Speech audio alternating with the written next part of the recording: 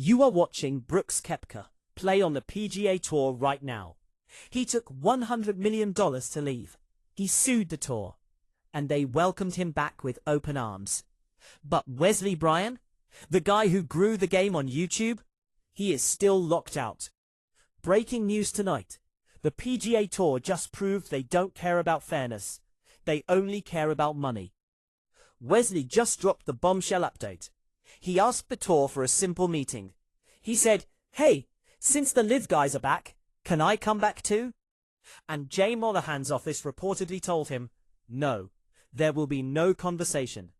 They are punishing a guy for making a YouTube video with Grant Horvat, harder than they punished the guys who tried to destroy the league. The fans have seen enough. I'm looking at a petition that just went live, calling for a fan walkout at the 16th hole of the Phoenix Open if Wesley isn't reinstated. Subscribe and hit the bell right now. If you want to join the #FreeWesley movement, click that button. Let's send a message. Here is why the PGA Tour is terrified of the Bryan Bros. To understand the insult to Wesley Bryan, you first have to understand the sweetheart deal given to Brooks Koepka. Let's rewind to January. The golf world was stunned when news broke that Koepka, the 5-time major champion and face of LIV's Smash GC, had negotiated an exit from the Saudi-backed league. The PGA Tour wasted no time. They didn't tell him to wait a year. They didn't tell him to go to Q school. They invented a brand new rule just for him: the returning member program. According to insider memos obtained by the Associated Press, this program was designed specifically for elite players, defined as major winners or players champions from the last 5 years. Here is the punishment Koepka faced: a $5 million fine, which, let's be real, is pocket change for a guy who reportedly got $100 million upfront from LIV. No equity. He is ineligible for PGA Tour equity grants for 5 years. The tour estimates this could cost him $50 million. No FedEx Cup bonus. He can't get the bonus money for the 2026 season. That sounds steep, right? Wrong. Because what did he get in return? Immediate access. He was back on the tee sheet at the Farmers Insurance Open less than 6 weeks after quitting LIV. He is eligible for the majors. He is eligible for the President's Cup.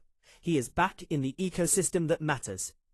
PGA Tour CEO Brian Rolab called this a unique situation. He said it was about strengthening the tour by bringing the best players back. But here is the translation. If you are famous enough, the rules don't apply to you. The tour looked at the ratings. They saw the decline. They realized they needed Brooks Koepka more than Brooks Koepka needed them. They created a special lane on the highway just for him, while everyone else was stuck in traffic. And while Brooks was signing his reinstatement papers, Wesley Bryan was receiving an email that would change his life. So, what exactly did Wesley Bryan do that was so much worse than taking $100 million to join a rival league? Let's go back to April 2025. The event was called the Duels Miami. It wasn't a tournament. It was a content creation event hosted by Grant Horvat, one of the biggest golf YouTubers on the planet. The concept was simple: pair up YouTube golfers with LIV Golf pros for a 9-hole scramble at Trump National Doral. It was designed to be fun. It was designed to get views. It featured guys like Dustin Johnson, Phil Mickelson, and Sergio Garcia. Wesley Bryan, who runs the massive Bryan Bros Golf channel with his brother George, was invited. He teamed up with Dustin Johnson. Now pay attention to the details here. Was there a purse? Yes, a small one for the content creators. $250,000 total, but nothing compared to a tour purse. Was it broadcast on TV? No, it was on YouTube. Did it conflict with a major PGA Tour broadcast window? It was released during the week of a LIV event, but it wasn't live sports. It was a vlog. Wesley Bryan viewed this as content creation. He didn't see himself as competing in an unauthorized tournament. He saw himself as a YouTuber making a video with friends. He assumed, wrongly as it turns out, that the PGA Tour's rules were meant to stop players from playing in the LIV League itself. He didn't think the rules were written to police who he films a vlog with.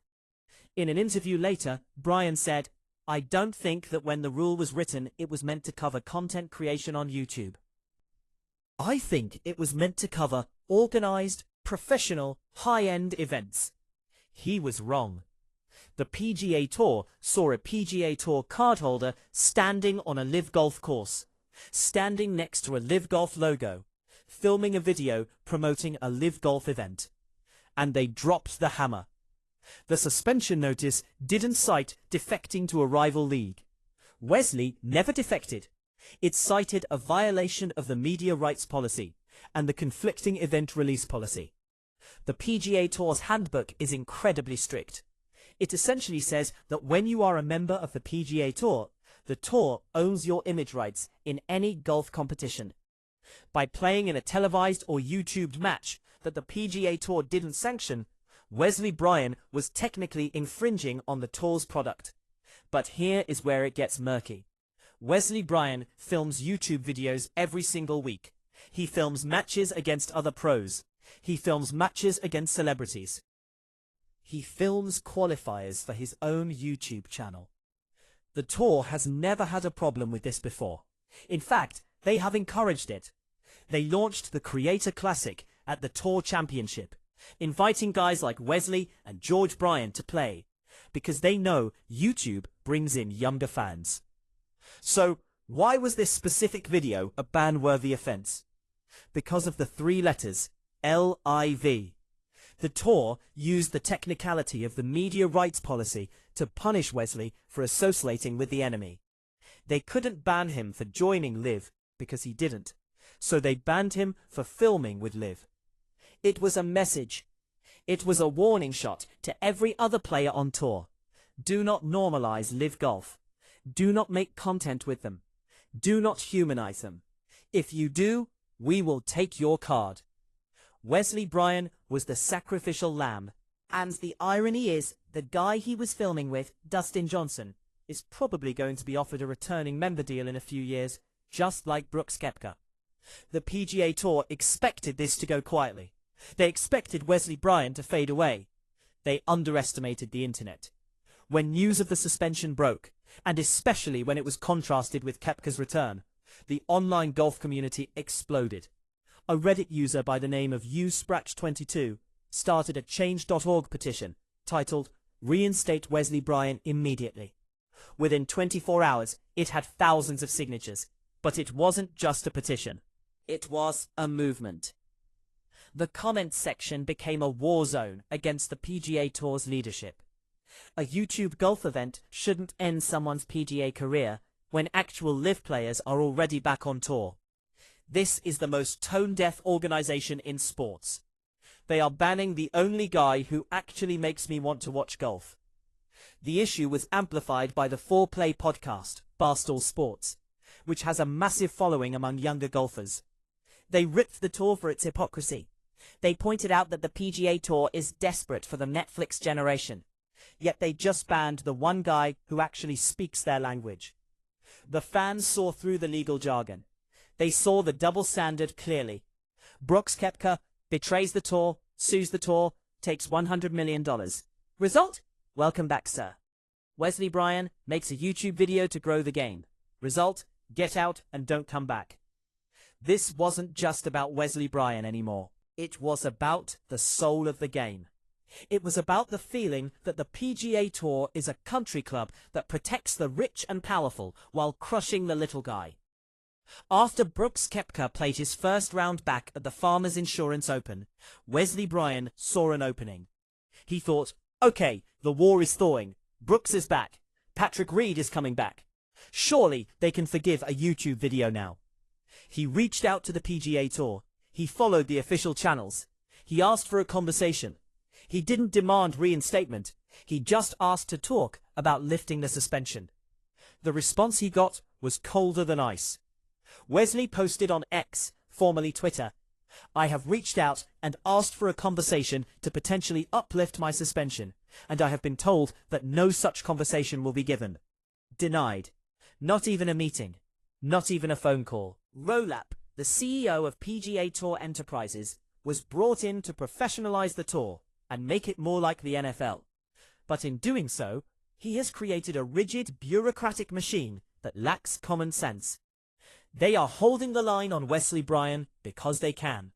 He doesn't have the leverage.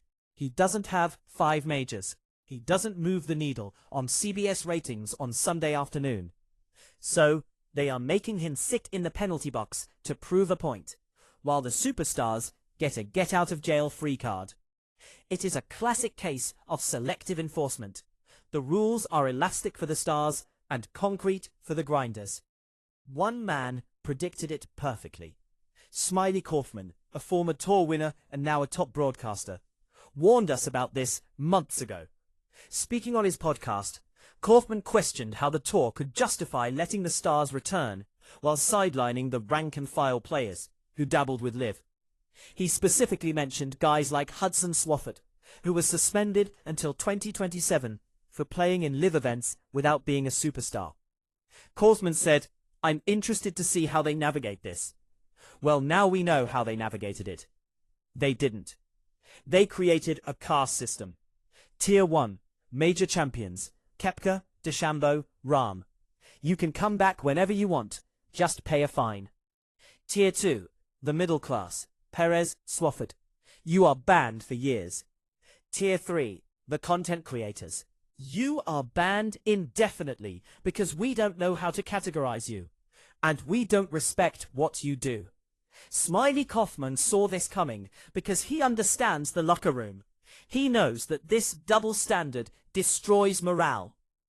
How is a guy like Scotty Scheffler or Max Homa supposed to feel about the rules when they see them being bent for the guys who left?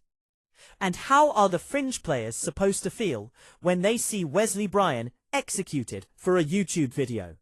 It tells them that the tour doesn't care about them. It tells them that loyalty means nothing unless you have a green jacket in your closet. So, what does a golfer do when he is banned from the only tour that matters in the US? He finds a new tour, and he brings his camera with him. Since the suspension, Wesley Bryan hasn't been sitting on his couch crying. He has been grinding. He and his brother George have leaned heavily into the Asian Tour and the International Series. This is a fascinating pivot. The International Series is funded by the same Saudi money that backs LIV Golf. By banning Wesley, the PGA Tour has actually forced him closer to the LIV ecosystem. The Bryan Bros Golf Channel is now documenting their trips to places like the Philippines, Oman, and Thailand. They are showing millions of subscribers a different side of golf. They are promoting the Asian Tour, a direct competitor to the PGA Tour's lower circuits. Every video Wesley posts from an Asian Tour event is a middle finger to the PGA Tour. He is proving that he doesn't need their permission to be a professional golfer. He doesn't need their authorization to create compelling content.